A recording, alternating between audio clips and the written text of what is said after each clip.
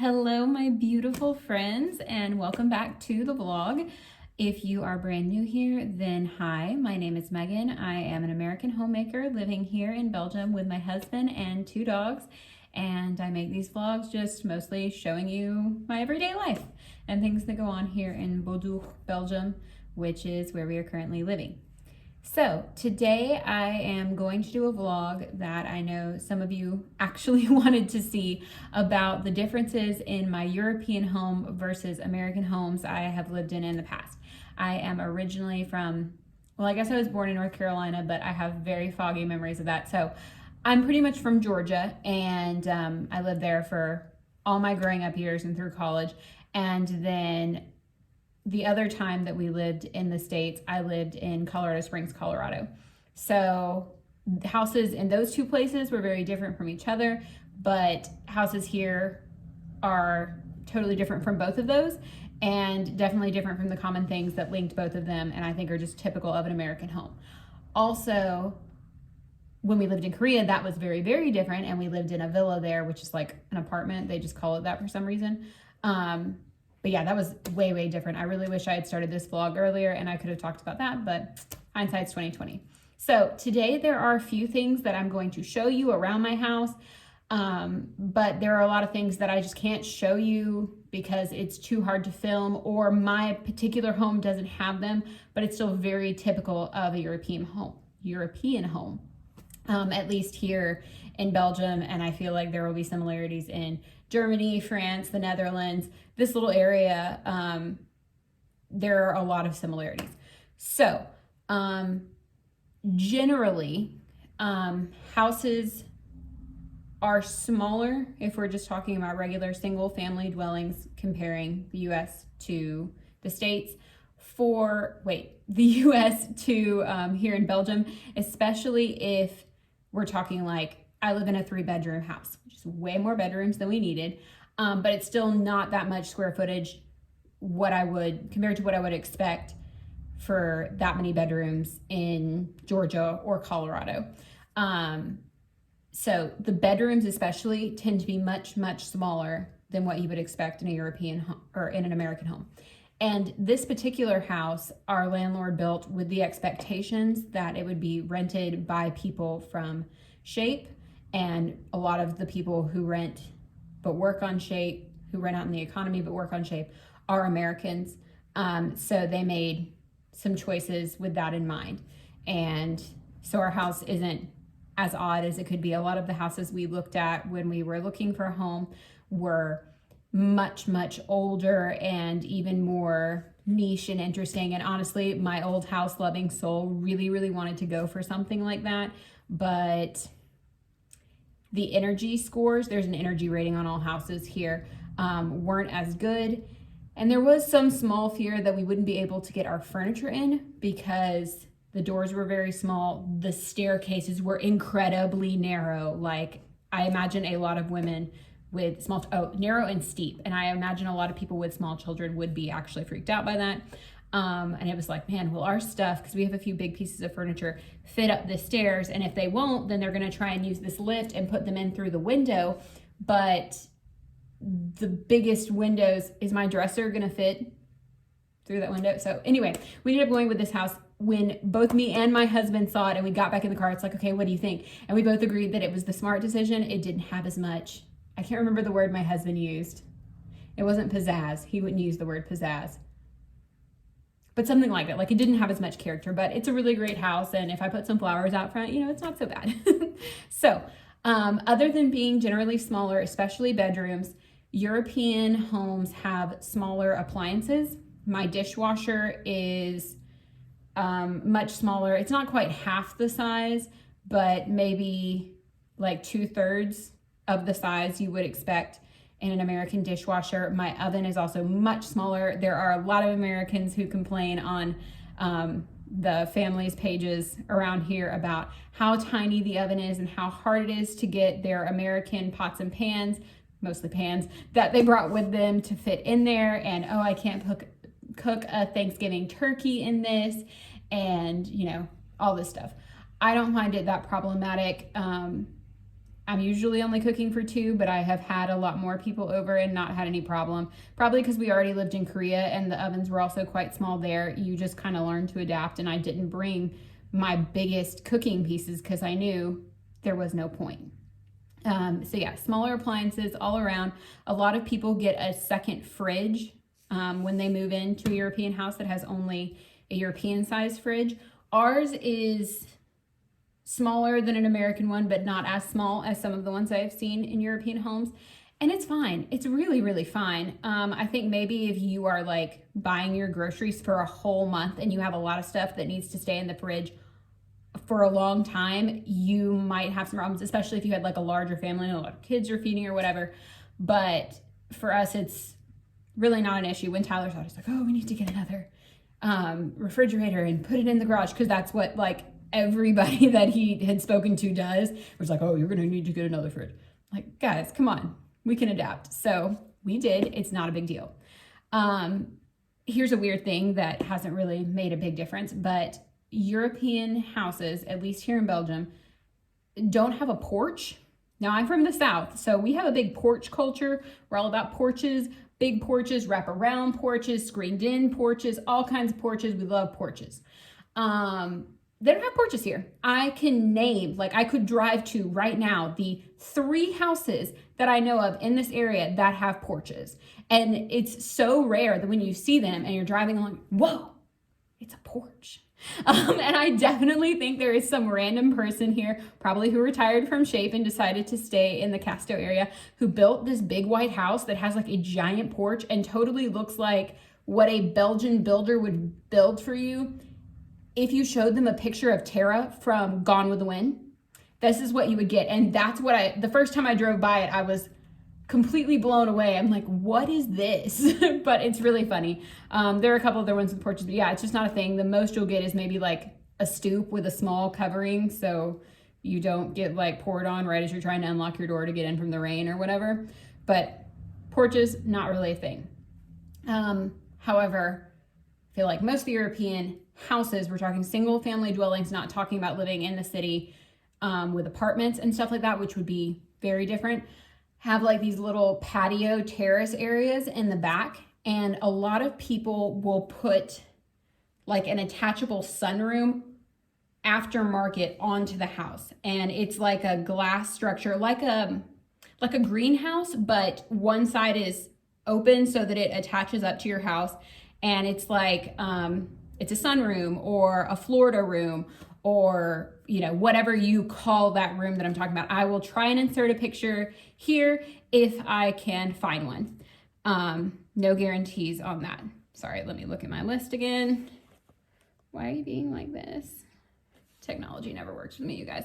Okay, so no porches, but verandas and these big, I actually really, really love the glass sunrooms. I would love to have one, but like, that's a lot of money to spend for a house that you're renting and not going to stay in that long.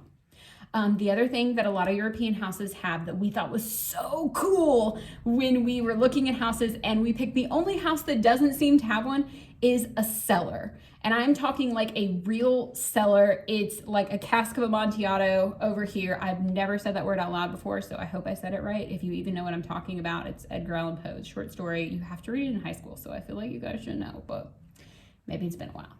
Anyway, it's like, and again, I'll try and insert a picture, but I already looked for this one online, and the ones I saw online had either already been finished out really nicely and turned into a wine cellar, or they were pictures from like horror movies where there's some like spooky eyes in the back. So I'm like, no, that's not really what I saw. But there'll just be like this random door. Sometimes it's kind of a small door, and sometimes it's just a full-size door, and you open it and suddenly there are these stairs going down underneath the house, and then there's this big stone or brick cellar, and it's just this enclosed space. And the first house we thought it was the coolest thing. We're like, whoa, can we go down here? And they're like, yeah, I guess, because to them it's just not a big deal, and probably not somewhere they really want to go down and look at, but we were so excited.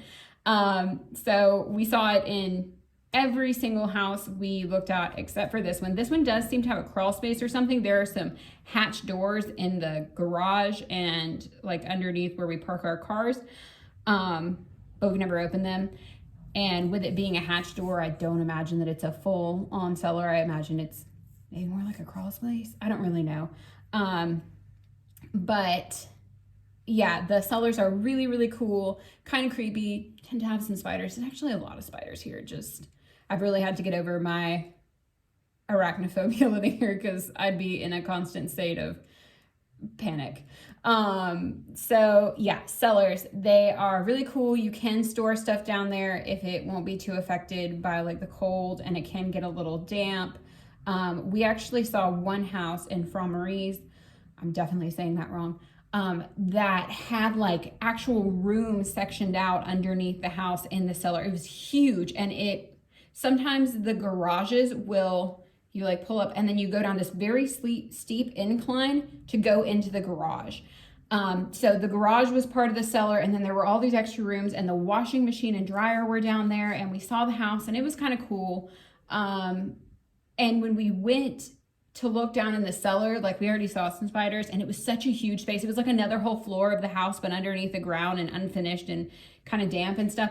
And I was like, man, you're gonna have to come down here and kill these spiders like once a week, or I'll get carried away. I'm not doing it. And Tyler was going back to the US for BLC, ALC, something like this. And he's like, I'm gonna be gone for 3 months, so you're gonna have to do it yourself. And I'm like, nope, I guess we just let the spiders have this floor of the house because I'm not coming down here to fight these guys. Anyway, we ended up not choosing that house, so it didn't matter.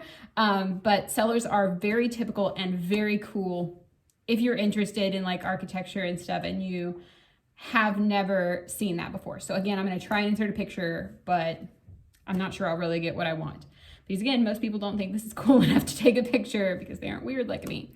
Also, mailboxes are a little bit different here. They like the typical American one that's, you know, kind of rounded on top and flat underneath, and you open the thing and like, you know, it's illegal to go in someone's mailbox, so you just don't. It's like common courtesy and a law. So you open it to stick stuff in and you put the little flag up, and then the mailman opens it, takes whatever out, puts whatever in, and no one messes with it. Here they are typically, mine is locked. So there's a little flap at the top where the mailman can drop the stuff down in, but it's too small to like pull stuff back out. It's just a slit. And then the front has a little door so I can get my stuff out, and I have to go there with a key and unlock it anytime I want to get that mail. And I think that's really typical here. It's just a security thing. I don't know, maybe they had a problem with it. So that is that. The next section that I want to talk about is all to do with water. We have really, and I cannot emphasize this enough, really hard water here in Belgium, at least in this area of Belgium. I don't know if it's as bad everywhere else, but it's really bad here. And so because of that, we have to do certain things. Our house does not have a water softening system in place, which really sucks. If we had known how hard the water was when we moved in, we might not have chosen this house because it's that bad. I lost so much hair when we first moved here. I was like still washing my hair like every other day, and I started losing clumps of hair till the point that, totally honest, you guys, I thought I was ill, very, very ill. I'm like, man, I might be dying. I am losing clumps of hair. And I have naturally really, really thick hair. And it's been growing back since I stopped washing my hair as often and did a few different things. But the water is so hard. A lot of people also think it tastes funny, even though it's totally safe to drink. A lot of people won't. They have those like stand-up office water, oh, you know what I'm talking about. You buy this great big jug and you flip it over, and then it's got a little dispenser underneath so you get the water. I feel like you usually see this in like offices, but a lot of people just have them in their house because they don't like the taste of the water. Also, if you're gonna say because it's hard water, I should look out, I'm gonna get like kidney stones or whatever, I did look that up. It is a common misconception. My kidneys are fine. I'm not gonna get any stones. And you kind of get used to the taste, but at first it was a little off-putting. So because we have hard water and we don't have a filtration system, we have to do a couple things. One thing, going back to my dishwasher, is I have to load it with this salt like every couple runs, and it seems to go through this so fast. I don't know how. You can hear those are really big salt crystals. I don't think this is the same kind of salt you could eat. I'm definitely not going to find out, but it is water softening salt. Is that the same as table salt, just like big giant crystals? Is it like a less purified version? Comment down below if you know anything about washer salt, like water softening salt, and let me know if this is like salt, like sodium chloride, or if it's like something else and they just call it salt. Because I mean, I guess in chemistry a lot of things are salt. Anyway, this is what I have to do. There is a little hole in the bottom of my dishwasher and I have to unscrew the lid and then put this in there with a funnel. I wanted to show you guys that, but honestly, the dishwasher is so small and I have to like kind of get myself in there anyway. So to do this and get my whole body in there and pour it in, I was blocking everything. You couldn't see anything. I couldn't get the phone to a place where you could see what I was doing. So not going to show you. You're just going to have to take my word for it. This is so important. You know if you go too many washes without putting it in, because there is like this gross film, like a buildup of calcium and lime, I don't know what, that gets on all of the dishes. And it just kind of feels weird and gross. So it's important. Now I'm going to, looking at my list again, take you guys upstairs and show you some other stuff about the hard water in my house, and we'll pick it up from there. Okay, thank you. Okay, so I said that the water in this area is hard, and I really meant it. So much so that you can see like the buildup on this, and you can scrub it like every other day and it will come back. It is so bad that in an attempt to spare my poor skin and hair, I have gotten not one, but 2 different kinds of shower filters to make it not as awful for me. So there you go, shower filters. If you have nice soft water, how does it feel to be God's favorite? No, I'm just kidding. Okay, so you guys can see that we are in my closet. Except this isn't actually a closet, because typically European homes don't have closets. And I probably have the closest thing to it, and I'm grateful for it. So I'll show you a couple other things I do to offset the lack of storage here in just a minute. Also, if you're thinking I've been looking pretty sporty throughout this video, because I think the other parts that I filmed before, I was dressed to go to the gym and swim with Tyler. So it looked kind of rough then, looking kind of rough now. I'm going horseback riding in like an hour, and I was like, oh, I could get like cute and then change. But I wanted to be really honest with you also. Sometimes I just kind of looked sporty. So here we are. I thought it was appropriate. Let's talk about this in the closet. This is this little tiny room. I'm going to try and pan around so you can see it behind me. So it is a little, like you can see, I've got almost no room here. I feel like I'm really close to this camera, but it is a little tiny room. They decided to cut the master bedroom like a fourth, maybe less than a fourth of it off, and make this little room that they clearly wanted to be a closet. My landlord seemed to think that I was going to use it as a dressing room, but I was like, dude, I can only stand up right now because I'm inside of a skylight window. But we did decide we couldn't just waste the space. So we got these rolling racks, and this is how me and Tyler have a closet. There are no closets or even these little rooms in the other bedrooms. They just don't have anything. You'd have to have like a wardrobe or an armoire. I use an armoire for a linen closet. It's downstairs in my like foyer area, and yeah, that's my linen closet. I have a bunch of trunks around the house that I use for more storage, just because as an American, you know, you're really used to having storage, and it's just not a thing here. At least not the way we think of it. So yeah, this is the closest thing that I have seen in anyone's house to a closet. I don't know anyone who has real closets. Maybe some people do. But they clearly intended for you to use this for some kind of storage. So got the rolling racks. I think some of them came from a thrift store, and then we put them in here. It's, you know, what you got to do. This is my armoire slash linen closet. It really needs to be organized, but yeah, that's where all of my linens have to fit because that's what we got. Yeah,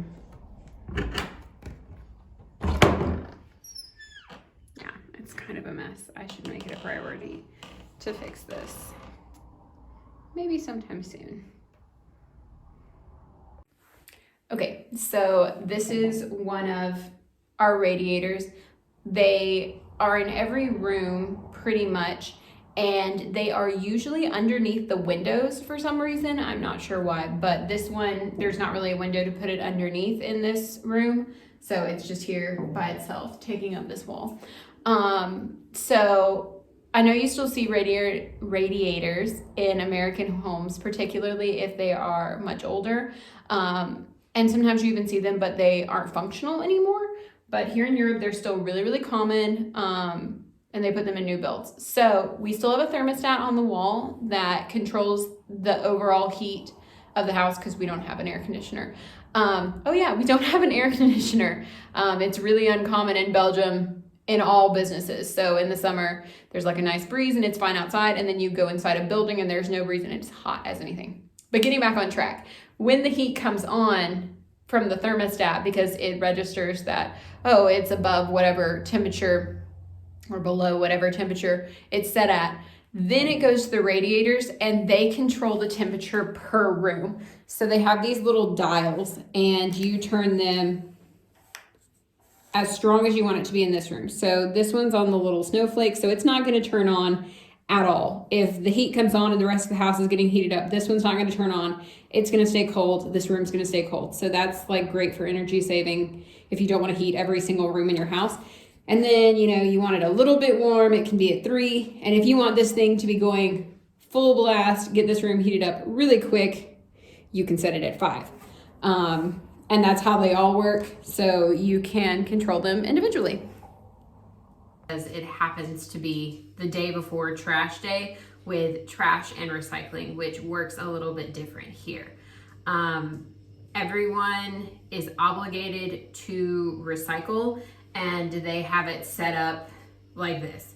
This is your plain white trash bag. This is for basically everything that is not recyclable, which we also compost. So between compost and recycling, there really isn't a lot that goes in this bag.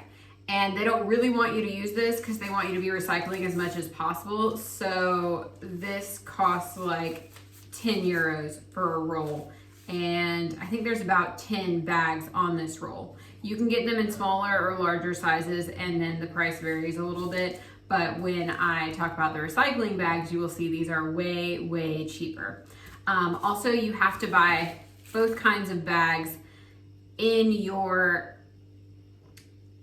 town, kind of. So the way Belgium is broken up, well, there are the 2 big regions, and then like I live in the village of Bordeaux, but Bordeaux is part of Sanguila, and Sanguila is like a greater metropolitan area. So I can buy these trash bags, which will work at my house anywhere in Sanguila, but just 15 minutes away at the grocery store on Shape, that is in Casteau, which is part of Soigny, and they have different trash bags. So I cannot buy my trash bags there. I have to buy them in my town. And there are little villages that are part of different larger greater metropolitan areas, maybe all over the place. So you kind of have to just get as close to your house as you can. I buy these literally from the corner store. So I get the white ones. These are for regular trash. And then I get these blue ones. Now, for reference, they really want you to use these. These are about 250 euro for the roll, and I think there's 10 on that roll too. This is called PMC. Yeah, you can see it says PMC down here. And that stands for plastic, metal, and carton. So it all goes in the same bag. Your drinking cans from like sodas or whatever. We have been drinking a lot of LaCroix lately. My husband has a problem. Pray for him. Anyway, your cans from like canned food, all of your plastic bottles, plastic water bottles, try and avoid those too. He doesn't help me on that either. Plastic bottles from like cleaners or whatever really, and then cartons. So milk cartons, juice cartons, whatever. You also have to separate out your paper and cardboard into separate recycling, and that one there's not a bag or anything for. You just kind of pile it together. You take the biggest box you got and fold everything up and put it in there. I'll show you that in a minute when I go outside and take all of the recycling outside. There's also glass recycling. Okay, going back to cardboard, that one's really easy. I'll just take it out and show you. The glass you collect it within your home. It doesn't get picked up at the house. You have to go into a village and find these big plastic receptacles, and then you separate your glass by colored or clear, and you throw them in there. I actually think it's really therapeutic. When I'm a little bit angry, I go and I throw the glass in there, and you can hear it shatter when it smacks up against the wall on the opposite side from you, and I think that's really great. Maybe I'm weird, but yeah, we're gonna go do that too. So that's kind of my intro. I hope I covered everything I needed to cover. And yeah, let me go show you. I forgot to mention, they are giving you a further incentive to do this properly by the fact that if you are sorting your stuff improperly, you're just trying to throw it all into the white bags, or you're putting random stuff in your blue recycled bags, they will not pick it up. They will leave it and leave a note on it to give you a warning. And then if you do it again, you will receive a fine. It might be like you get 2 warnings and then you get a fine. Anyway, you get a warning once or twice. If you are a habitual rule breaker, then you're gonna get a fine. So it's very different from in the States, you know, where most places, you're definitely not obligated to recycle. You have to like pay extra for a separate bin, and then they may take everything together, or they may take things separately, and no one really cares. But yeah, this is how we're doing it here. Europe is way more committed to environmental sustainability, largely, not in always, but like when we're comparing it to the US, yeah, pretty much in all ways. So yeah, let's go look at this recycling. Okay, so this is all of my trash. And honestly, this is at least 3 weeks, but I actually think it might be a month worth of trash and recycling, because I know I missed the last trash day. Also, our trash day is on a Tuesday. It varies from village to village. And basically, 1 week they take just regular trash, so just the white bags. And then the next week they take all of it. And then the third week, just white bags. And then the fourth week, all of it. So you can't get rid of your recycling as often. I look like a crazy person out here recording my trash. But yeah, there you go. So you just pack up the cardboard and paper in whatever the largest container you have is, kind of make it easier for them to grab. The PMC is really kind of awesome, you guys. It like covers everything. You can see there's lots of cans. I think that was a laundry detergent bottle. I had some cracked flower pots, just all kinds of stuff. And you can actually tie larger pieces to the outside and they will accept it with no problem. And then I've got my regular trash. So yeah, this is how we do most of the trash and recycling here in Belgium, and it actually works this way in a lot of Europe. Now I'm gonna go load up my glass recycling and show you that. Okay, so this is where we take our glass recycling. This is right in the middle of my village. I could walk here in like 3 minutes if I wanted to carry all that glass, and it's kind of heavy. So the green ones are for colored glass and the white ones are for clear glass. You see these in every village. Sometimes they're just along the side of the road between villages. Sometimes they're different shapes, but it doesn't matter. You can drop them anywhere. So I'm gonna get my recycling and go to it.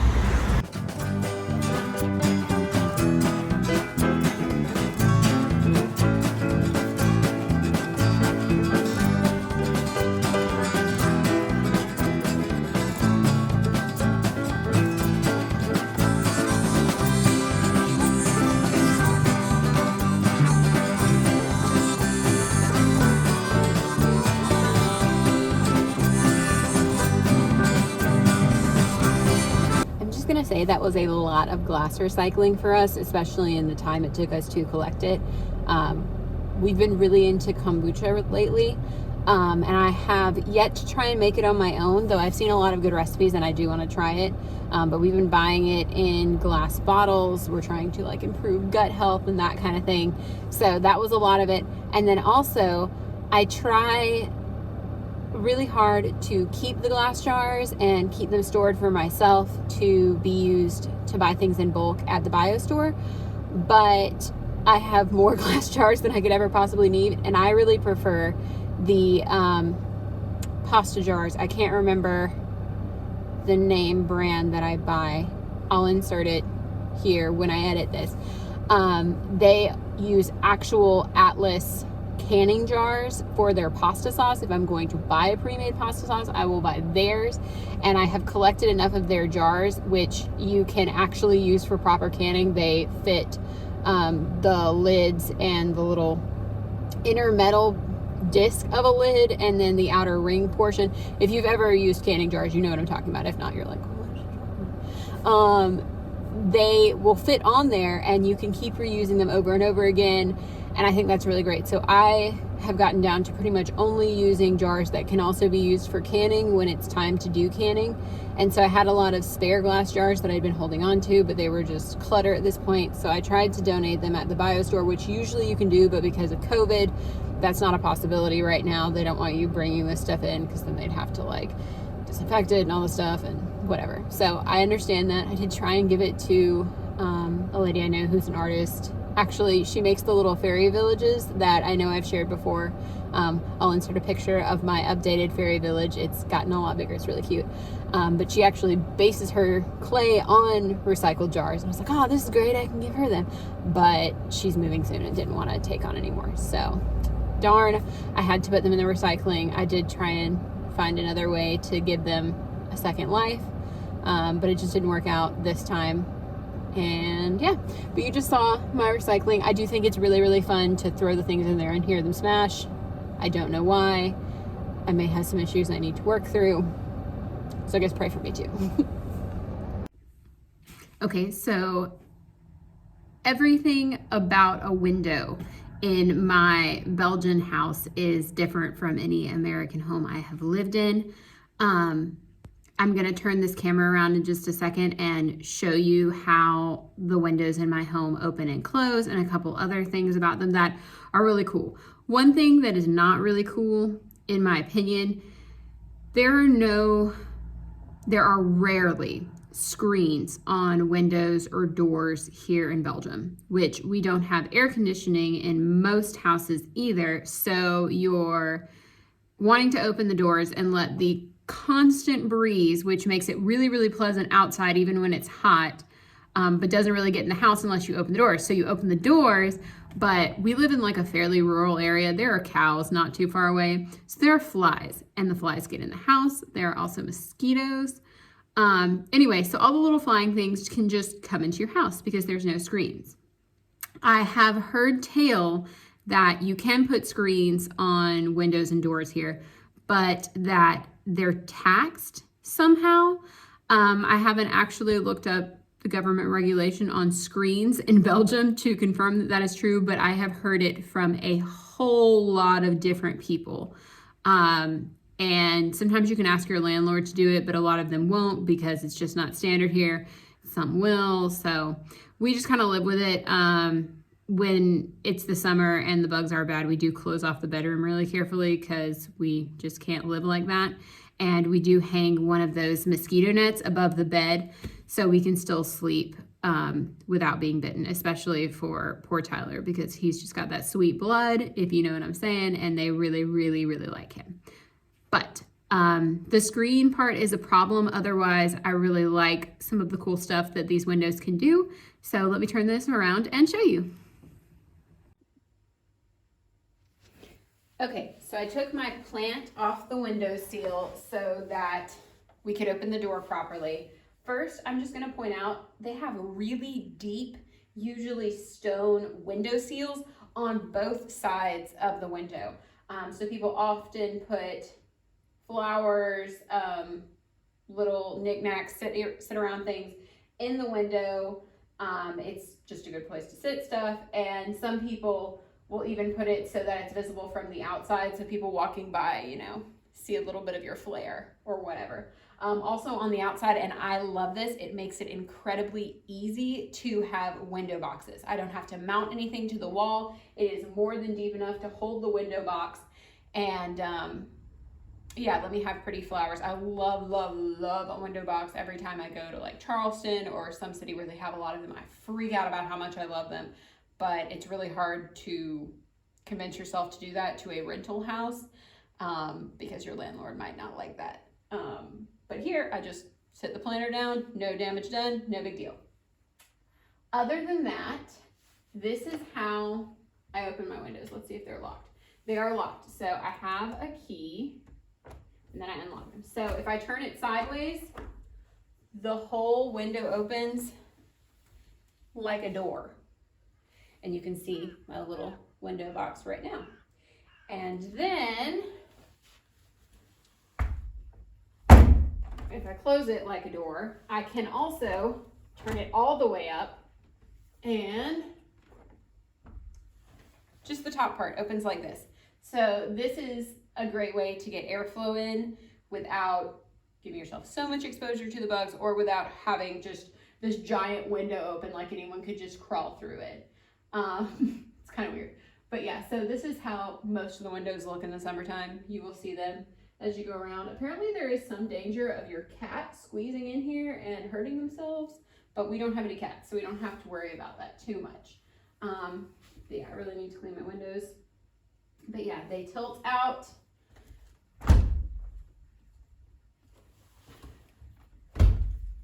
And then, this one's so annoying.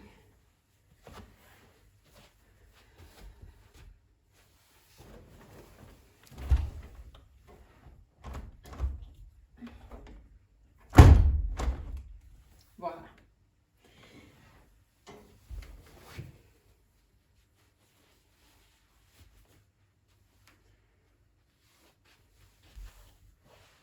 Okay, so the other cool thing about my crazy Belgian windows is this little button here, which allows me to raise and close the shutters. So I will show you. I can push this button. I'm not gonna let it go all the way down because I don't want to squish my plants.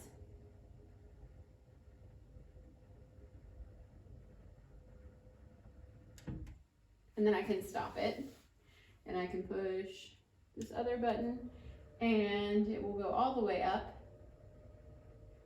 and I can stop it halfway if I just want it to be half and half or whatever. If you do let it close completely, these little the little light holes that you see will seal themselves up, and it will be completely blackout. So this is really great, especially because we live so far north. In the summer, it can be sunlight like all the time. The sun will be shining bright as anything when you wake up at 5 o'clock in the morning, and it will still be shining like the middle of the day at like 10:30 at night. So if you want to go to bed, you need something, blackout curtains or something like this. And this is really, really common. It's on almost all the houses, and it's really great. My Belgian landlord says that it's for security, but I don't really feel like I need roll down garage door style shutters to make me secure, but what do I know?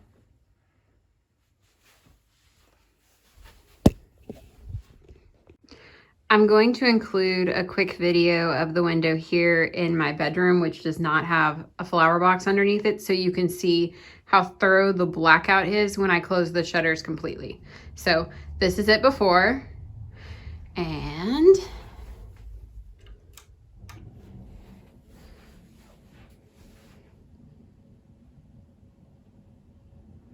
I can stop this at any point if I want it to be just a little more dim, but not completely dark.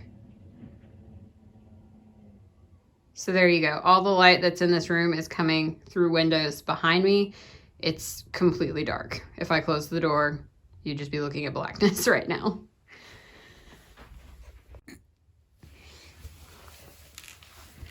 Okay, so we are here at my book nook. I am absolutely certain that this angle is going to be very unflattering to me, but I'm doing this for you guys. So this is the other kind of window we have here in our home. And this is largely because most of the European houses we looked at when we were looking for a place to rent when we got here, they have no qualms about putting rooms in the eaves of the house. So we've got these really slanted walls because that's the roof right there. So we've got these little skylight windows, a couple places in the upstairs, and they work different than other skylights I have seen. At least in the States, I feel like they're usually at much higher and they don't open that easily.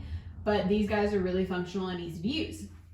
So first, if you want to open them, you can just do it like this, and that just allows a little bit of airflow for ventilation. So nothing crazy. You can definitely hear more road sounds now, and you're getting a little airflow in, you're letting moisture out. The bathroom's just over there, so you do get some steam from showers and stuff. And after that, if you pull it down a little further, it kind of unlocks it, and then you can open the whole window. Cleaning these windows is actually really, really easy because I can flip them completely over like this and then do the whole outside and inside and yada, yada, yada. And you can leave it like this if you want all the airflow in the world. Frankly, it's making me cold right now, so I'm gonna go ahead and close it. And I close it all the way, and this way it's locked into place. The other thing is, of course, you've got to have a shutter for this too if it's going to be bright as the middle of the afternoon at 10:30, almost 11 at night. And so it's got this shade that pulls down and completely shuts out all the light. I hope you can still even see me. It's very, very efficient. This actually really, really helps with the heat that comes through these windows in the summer when the sun is coming straight down on them. It's not so bad because this is the front of our house and it doesn't get as much direct sunlight, but especially in the bathroom, the heat will come through these windows and it's like a magnifying glass. It's so hot and so strong with the sun. So this can drop the temperature in a room by several degrees just by closing it partially or all the way. So yeah, I think these are really great things in our European home that I would love to see more American builders adopt. Not all of the things I have seen have been super great, but this is awesome. Thumbs up. I suggest it. Okay guys, so I have actually decided I'm going to end this video here. I have a few more things on my original list of things that are different in my European home as compared to American homes that I have lived in or been in previously. However, as I was filming, I thought of about 5 more things, and I'm afraid that this video is just going to get too long. So we are going to call this part 1 of at least a 2-part series.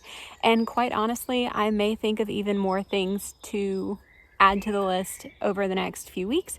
So if I do, maybe it'll be part 3, 4, who knows? So until then, please remember to like if you enjoyed seeing this comparison. Subscribe to the channel if you want to see more from me, and comment down below if you have any of these things in your house and I am just confused, or if you have lived in Europe and have seen any of these things. Other suggestions if you have lived in Europe or visited enough to know anything that I left out. As I said, I know there are other things, but there are probably 100 more that I haven't even thought to put on the list. So until the next time, I hope you guys have a beautiful day. Don't forget to find me on Instagram, where I post really regularly, so that you can get more of what we're doing each and every day. I hope you enjoy this beautiful scenery behind me. I came early to the barn to walk the dogs and just found a pretty place to sit and close out this video. So, with lots of love from Belgium, bye!